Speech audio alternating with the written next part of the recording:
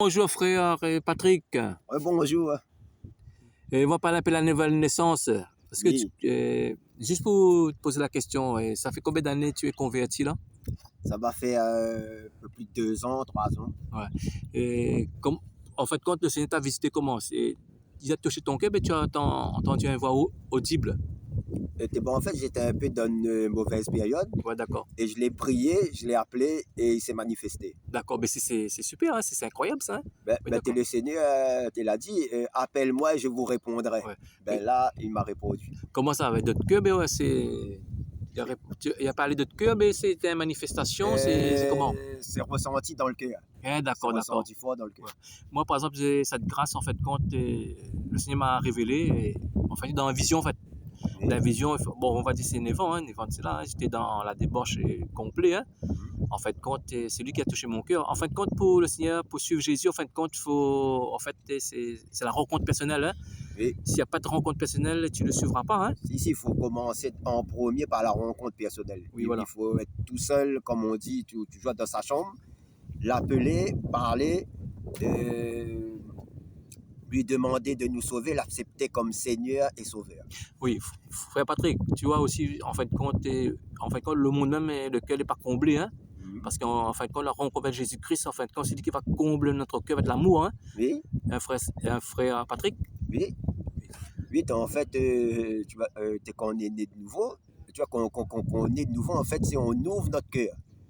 Oui, et après, on reçoit le Saint-Esprit, on sent, il rentre, et il y a un changement qui se passe. Ouais, d'accord. Un changement qu'on n'arrive pas à expliquer, mais on le sait. Oui, d'accord. T'es quelqu'un, en fait, qui est né de nouveau aussi, il le sait.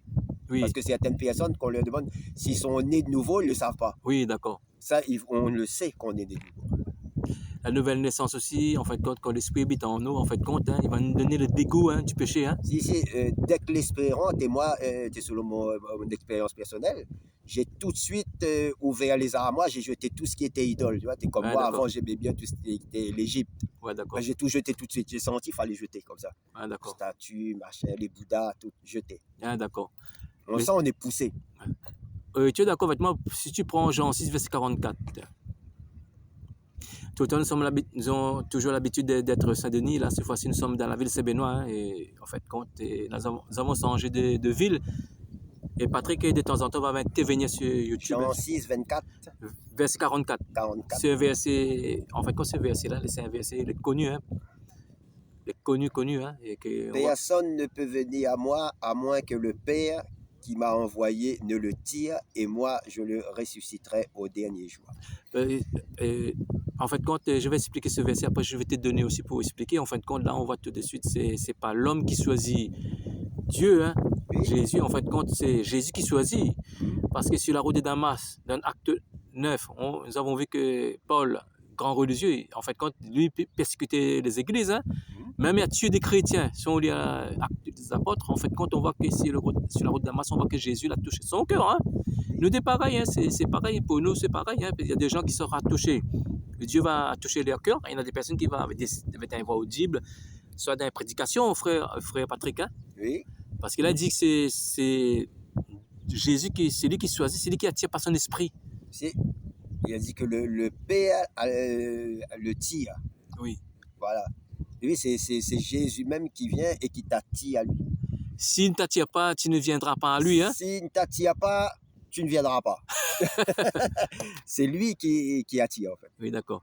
Et un verset aussi qui concorde de ce verset-là, souvent on fait ça sur notre chaîne YouTube, et Philippiens 2, 13. Lorsque tu prends ce verset-là, c'est incroyable. Hein? Philippiens 2, verset 13. Verset 13. Ben.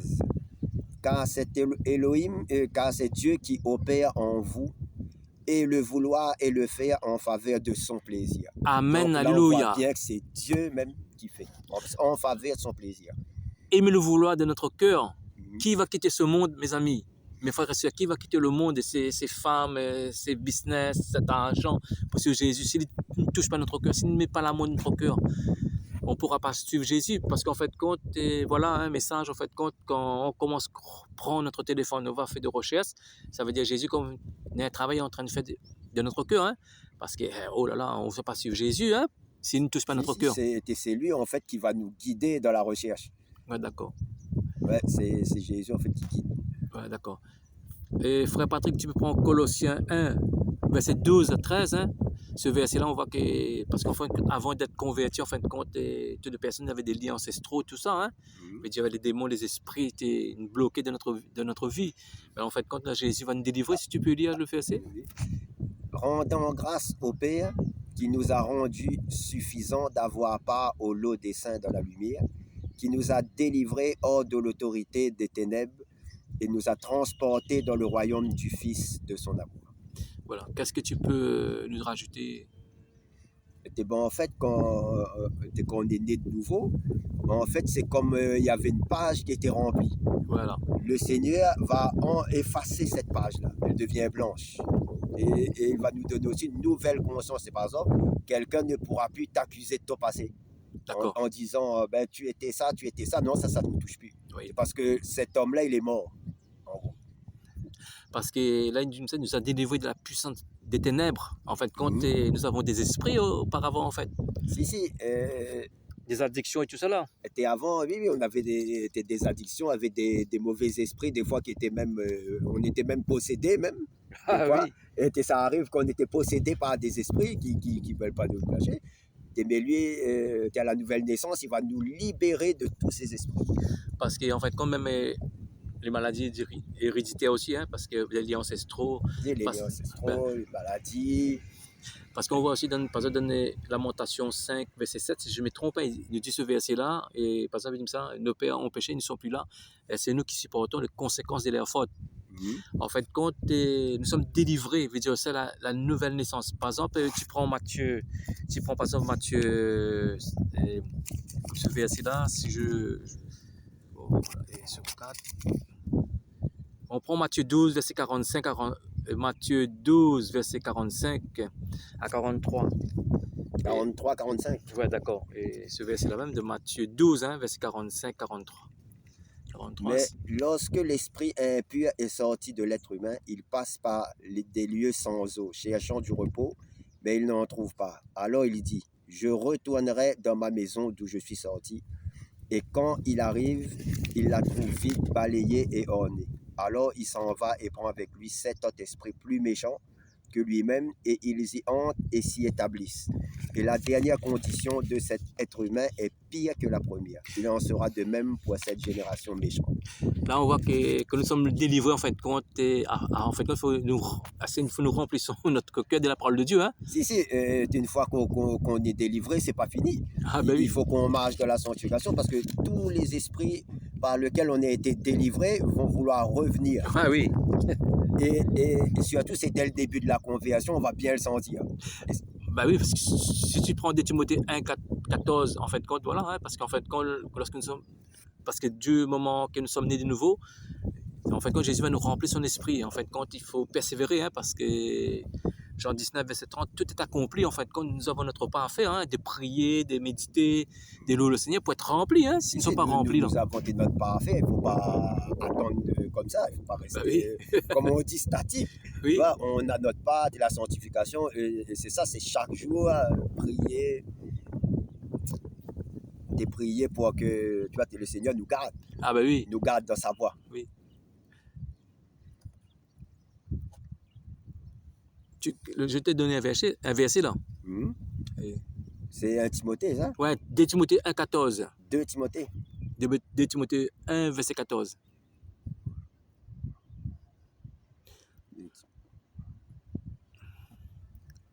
Verset 14. Garde le bon dépôt par le moyen de l'Esprit Saint qui habite en nous.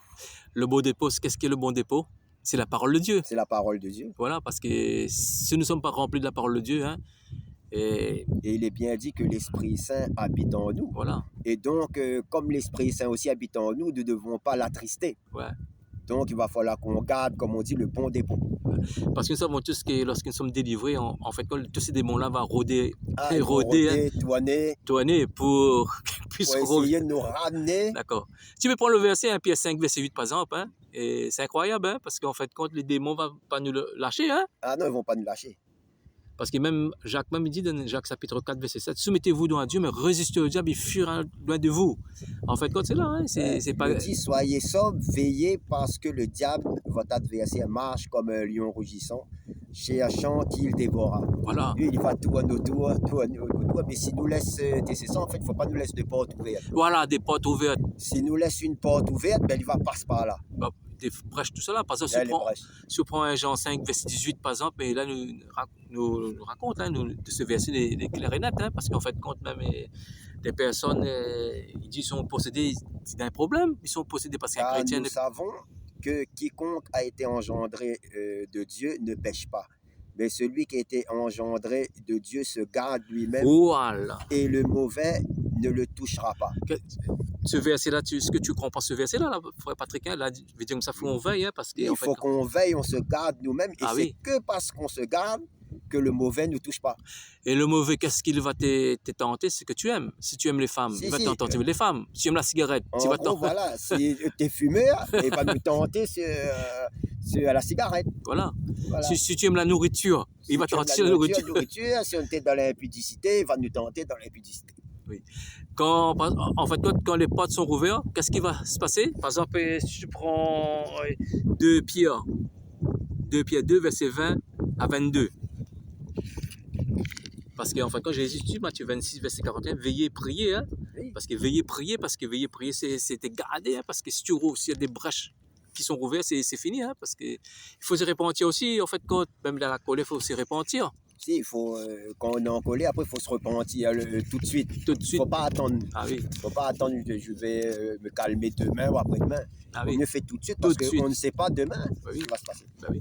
Quand tu prends 2 Pierre 2, verset 20. Car si après avoir échappé aux souillures du monde, par la connaissance précise et correcte du Seigneur et Sauveur Yeshua Mashiach, Jésus-Christ, ils s'y empêtent de nouveau et sont vaincus par elle, leur dernière condition est pire que la première, car mieux valait pour eux n'avoir pas connu la voie de la justice que de l'avoir connue et se détourner du saint commandement qui leur avait été donné.